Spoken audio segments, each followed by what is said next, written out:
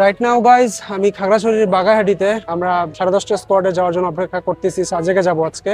তো এখন আমরা আসছি হচ্ছে ডাব খাইতে। ভাই ডাবের দাম জিজ্ঞেস করলেন? হ্যাঁ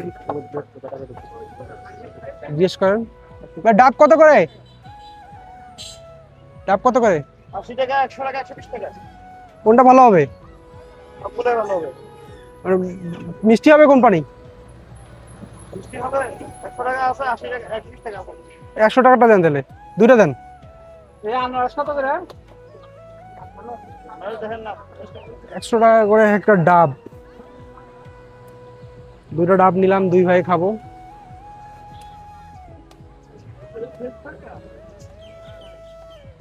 আপ কত করে?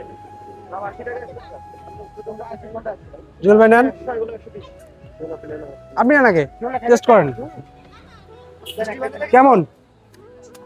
হ্যাঁ মিষ্টি আছে। একটা খাবেন দেবো? হ্যাঁ দেখো। কয়টা দাম তো দেখা কোনটা?